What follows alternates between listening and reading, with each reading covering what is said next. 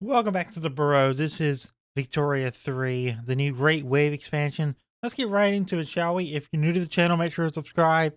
New videos, mostly every day, 2 p.m. Eastern. And with that, let us get into the main game scene and get started. Alright, so we're doing the new Great Wave expansion. We just released either today or yesterday, depending on when this video comes out, on Steam. It is the third major expansion for Victoria 3 and the first DLC of the Volume 3 expansion pass. I did not get a code from Paradox for this one. I just love Victoria 3. I've not played it in over a year though, because I've not had the mental fortitude to commit to a grand strategy game like this for a while. I want to change that. I want to get back to these grand strategy games like Stellaris, Victoria 3, EU5, because those are a big part of my heart and my love for gaming. So I'd like to get back into those. We're going to try and do just that with this series. So let's go and click new game. I have no idea where to start, but I think learn the game might still be the best place to go. Now Dai Nam, I think, is the closest or the newest thing that they've added for the learn the game scenario. So we're going to run with Dai Nam. I know Japan is the big thing here, the Japanese shogunate, and we can run through hegemony, but I just need those I need those quests to get me through this first game. So we're going to run through a learn the game scenario, and we're going to play as Dai Nam. So we can be guided by challenges, so I can relearn the game. I used to know a lot about this game.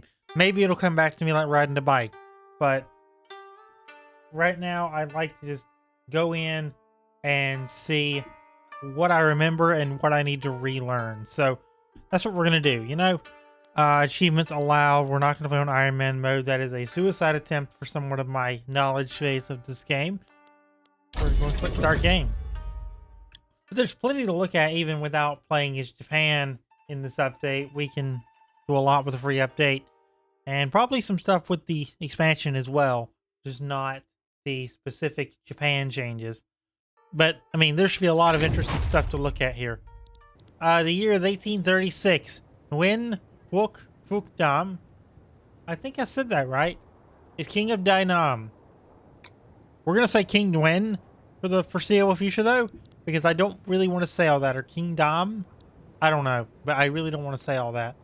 The Industrial Revolution is well underway, bringing cataclysmic social change along with it. More than 20 years have passed since the Congress of Vienna imposed some semblance of order upon Europe, and unrest is once again starting to brew among the great powers. It will be up to you to guide Dai Nam to glory over the following century. There's no one way to win in Victoria 3. Set your own goals and experience different stories in the process of pursuing them.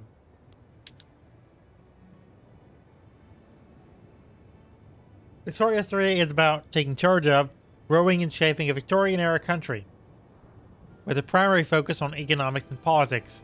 You will be constructing a society of your own imagination while overcoming internal and external obstacles. Politics, economics, diplomacy, and war are all tools to that end, but must be employed with care as your population have needs and desires of their own. Your decision will impact them, and they will in turn attempt to influence you. Victoria 3 is a dynamic simulation with many moving parts.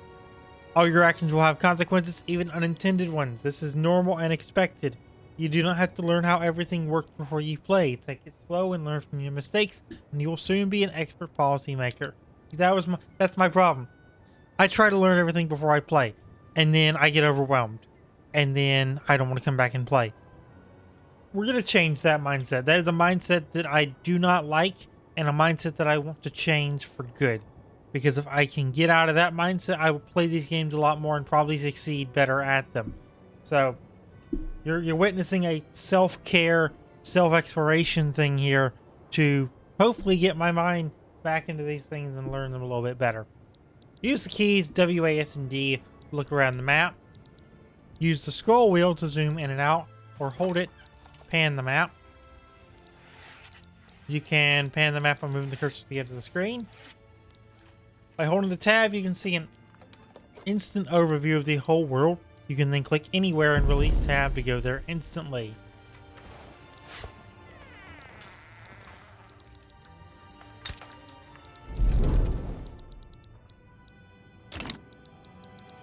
Well, I think what we really need to worry about right now is finding where we are.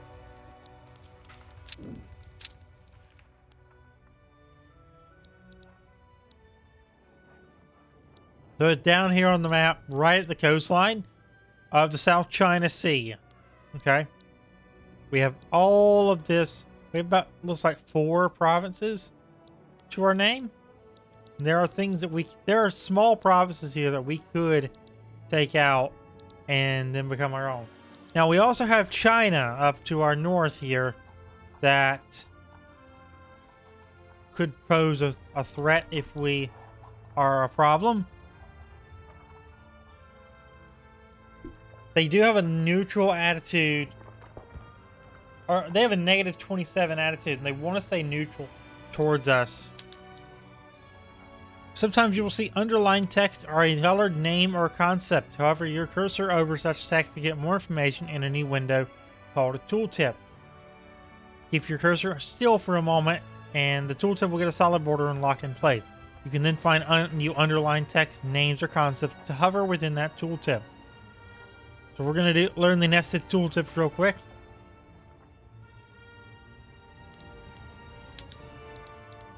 These capacities measure different aspects of your country's power. Mouse over the orange text to get more information. We have bureaucracy, we have authority, and we have influence. Bureaucracy is the capacity used to maintain your country's administrative cohesion in day-to-day operations. The cost increases with the population across your incorporated states and with every institution and investment level. Authority, a capacity used to effect internal change into your country, like issuing decrees or managing influence, or interest groups. Influence is capacity used for diplomatic actions, pacts, and treaties targeting another country. You gain that based on your rank. Capacities originate from some government building certain laws and your rank, respectively. You get to decide how to allocate them to further your interests. Money in the treasury is used to fund the state apparatus. Money can be used to expand industry, fund the state apparatus, as it says right there, pay the military, and influence minor nations. The vast majority of money in your country is circulated by buildings and pops and is outside your direct control. Buildings and pops can be taxed to grow and improve your economy, and decrease your expenses by minimizing the operating costs of government building. The balance shown at the top bar reflects a weekly change.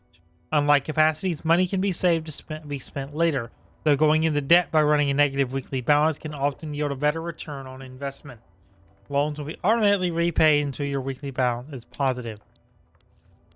On the left side of the screen, a number of buttons can take you to screens showing an overview of the different aspects of Dai Nam. Some are used to manage your country, while others are informational. Feel free to look through them and press next when you're ready. Well, I'd like to see our, we have our power block. Go ahead and move this over here. Behind my face. So there's the power blocks. The biggest power block in the world in the 1830s is obviously the British Empire. We have the Rosisakya Imperia, which is Russia, a subset of Russia in second place. Zollverein, which is Prussia. The Metternich, which is Austria. And this one, which I don't really want to try and say, which is the Ottomans. Or led by the Ottomans. It could not necessarily be the Ottomans or the Russians or something, but it's definitely led by them. Let's check the technology.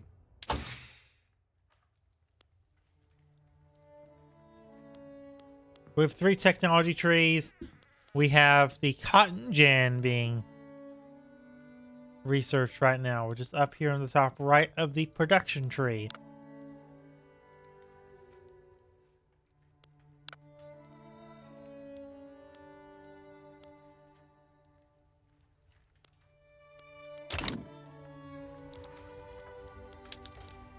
Along the bottom of the screen are 4 lenses. These provide easy access to actions you can take to shape your country combined with the information needed to make good decisions. I can't make good decisions, just decision.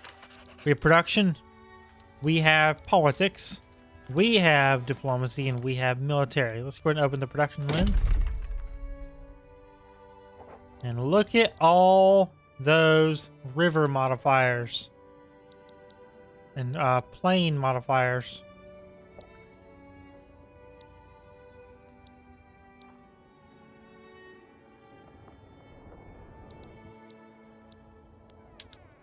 Each lens has its own map mode. Well, let's check that out. There's the political map mode, there's the diplomatic map mode, and there's the military map mode. Zoom out and take a look at the map to see what details have changed. Clicking on each lens and looking at the map can give you a good hunch of what's currently going on in your country. When you're ready to move on, close the lens and press next.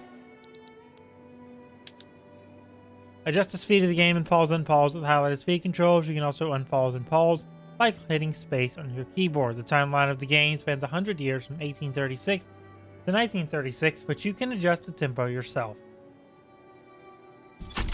Just to get rid of that overlay. So this is our map. This is our world. Go ahead and zoom in on Dai Nam and properly unpause the game, because we need to start fixing the situations here. We have a meat shortage and we have a fruit shortage. We have a low formation organization. Our first army is kind of small.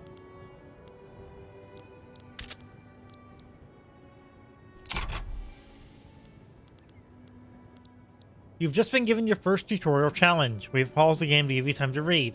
Remember to unpause using the speed controls or the space bar when you're ready to resume. Open the journal by clicking the highlighted button on the left to begin.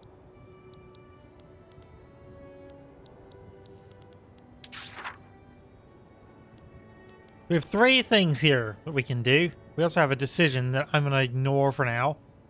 This is your journal. All tutorial challenges granted to you can be found here.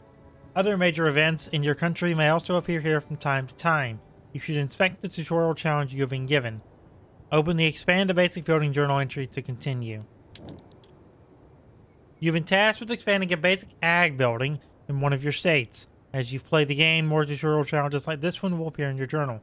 You can try to complete this challenge yourself without any guidance, or click the Tell Me How button for a walkthrough. You can also click the Tell Me Why button for a more in-depth explanation of why it is important. Good luck.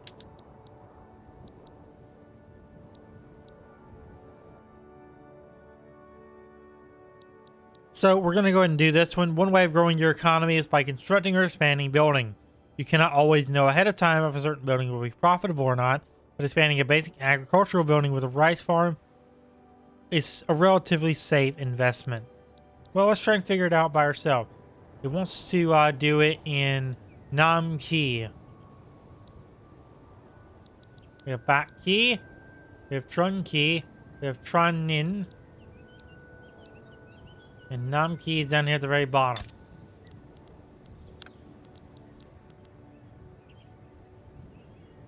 So there's our rice farms right there. Let's go ahead and click that little plus. It's going to take 23 weeks to do it. But we already have that check mark. So that means we did it right. Not bad. So now we can unpause the game and let things start to kind of happen.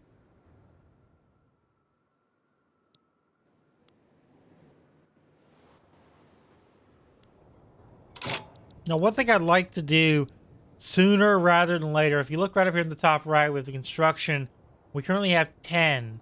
I'd like to try and maybe get that up and expand that a bit. Because the more construction sectors we have, the more construction gets put into different buildings that we have being done, and the faster those get done. So I'd like to have that done sooner rather than later. But we don't have to worry about that right now. It's just something I wanted to get on the record for me to do in the next little bit.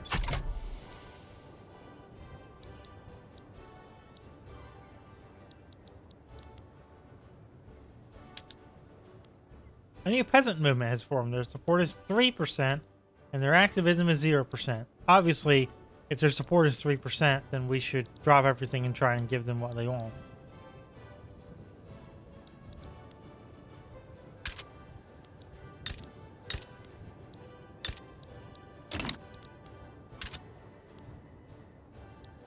So we need to get the bureaucracy balance back up, because it is minus 34. That's not very good. Let's see what this can do. Maintain a positive capacity balance for 4 weeks. Overusing your country's capacity imposes serious penalties. Sort this problem out as soon as possible, either by increasing your generation or decreasing your usage.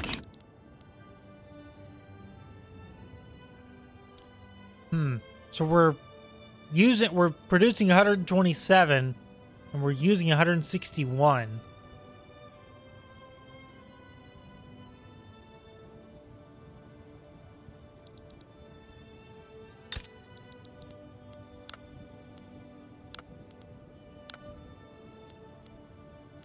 I'm gonna get this one to tell me how. Much like your balance, or your budget, I mean balance is the same thing, right? Balance, budget. Your 3 capacities have inflows and outflows. The values you see at the top of the screen is the size of your excess or deficit. Instead of accumulating, the balance is converted into a positive effect above 0 and a negative effect below 0. The negative effect is much more severe than the positive, so it's usually better to allocate your capacities up to the limit than to maintain a high positive balance. However, it is always very bad to run a deficit, and you want to correct that as soon as possible. To fix your deficit, you must take stock of your inflows and outflows, and either increase your generation of the capacity, reduce your allocation of it, or both. Hovering the capacity will show you the contributing factors. We will go through each in turn. Start by hovering bureaucracy. It is primarily generated by government administration, and generating more can be as simple as constructing more of those. It is expended to maintain tax collection efficiency across your incorporated state, and this cost scales by the size of your population. Furthermore, each institution investment level costs a certain amount of bureaucracy, depending on the size of your incorporated population. In addition, bureaucracy is allocated to maintain commanders, with higher commander rank demanding more bureaucracy. I don't know if we have command. We do have 1 commander right here. Okay.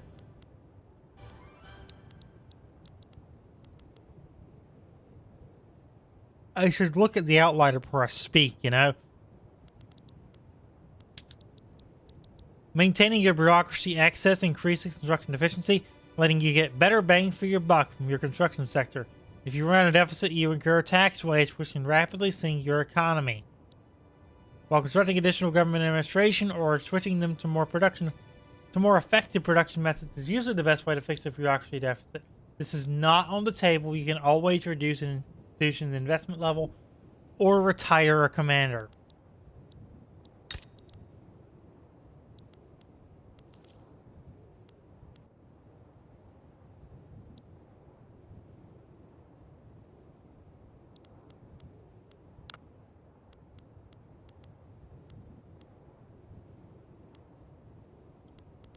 And now it's me trying to figure out where we reduce an investment level.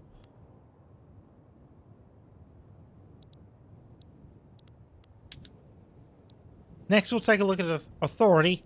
So hover it to see its breakdown. Authority originates from laws, particularly less liberal ones.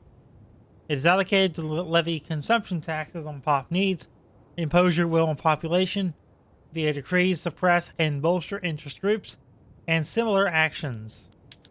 Maintaining an authority access increases your legislative efficiency, letting you enact laws faster, though not necessarily easier. If you run a deficit of authority, the approval of interest groups in opposition will decrease, causing negative interest group traits to activate more frequent and radical political movements, possibly even revolution. So you don't want that to happen. Enacting stricter laws is one way of increasing generation of authority, but when you are already running a deficit, it may be safer in the short term to cancel a decree or even issue a temporary consumption tax relief. Finally, let's have our influence to see its inflows and outflows. We're only using 5. We're not very influential, are we? Influence originates primarily from your rank, which is a consequence of your relative prestige. You can also earn influence from rivalries, where each overlapping interest earns you a small amount. It is allocated to maintain diplomatic pacts, including subject relationships. Influencing countries of greater rank often costs additional influence. Maintaining an influence excess increases your infamy decay, which helps manage the fallout of starting and making claims in diplomatic plays. Running a deficit can be catastrophic, as it penalizes your prestige, which in turn can affect your rank and cause your influence generation to drop.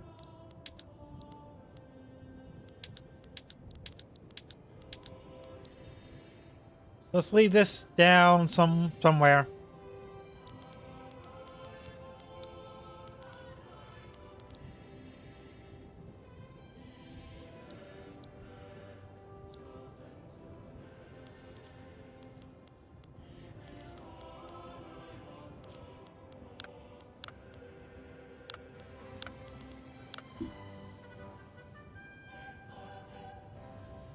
I think we construct an extra government administration. That might be the best thing to do.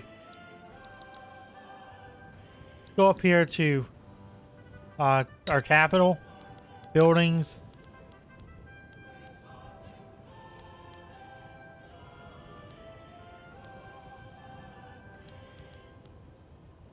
That's not going to happen for a while because we don't have a lot of things. A lot of construction. But, I mean, what's 12 weeks? I think we maybe take care of that first. And then the rice farms.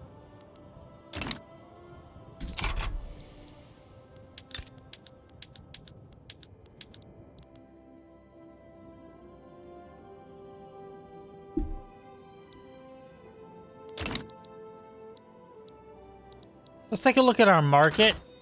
What is our best selling thing right now?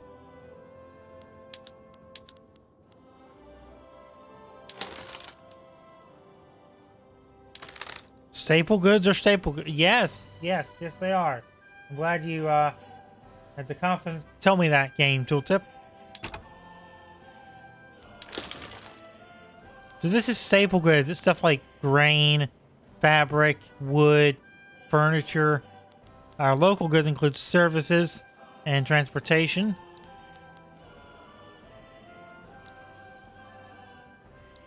We have a shortage in the market. The meat shortage. We can tariff it, which is definitely maybe a thing here because we have a shortage. Means if we tariff it a little more, then it won't be used as much. Or if we consumption tax it, it won't be used as much either. We're going to go and consumption tax it. That should help the...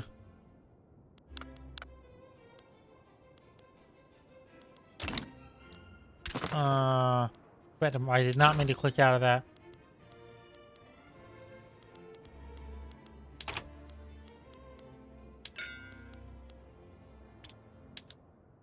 Meat.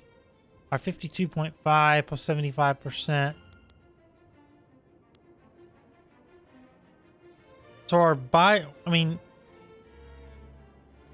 yeah, we're selling it from our 5 livestock ranches, or from our livestock ranches. We're buying it. We're buying a lot more than we're selling, which definitely would be the cause of a shortage.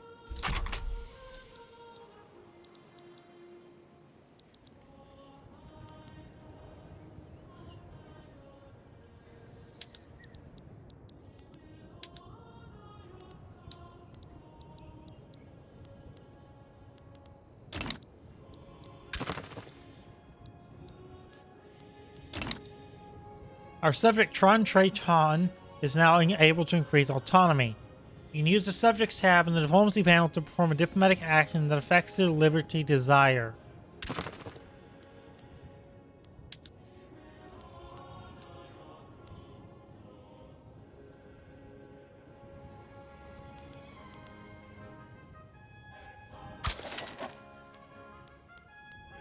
We'll do that. That's going to take a bit to improve relations. But I'd like to do that.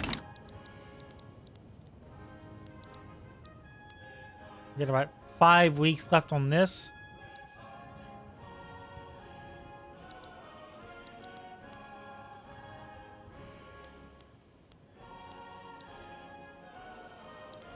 Of any of these naval construction. I mean, we are a naval capable country. Oh. They are requesting a greater degree of autonomy. If accepted, autonomy is increased to tributary, decreases liberty desire by 30. Liberty desire, the subject will be loyal and stable at low levels, while high levels of liberty desire could result in calls for greater self-governance, independence. So we want that. And it establishes a bi-directional truce with Dai Nam for 60 months or 5 years. Vietnamese relations toward Tran deteriorates by 20. If declined, increase liberty desire by 10, but it deteriorates by 30. We're going to accept it.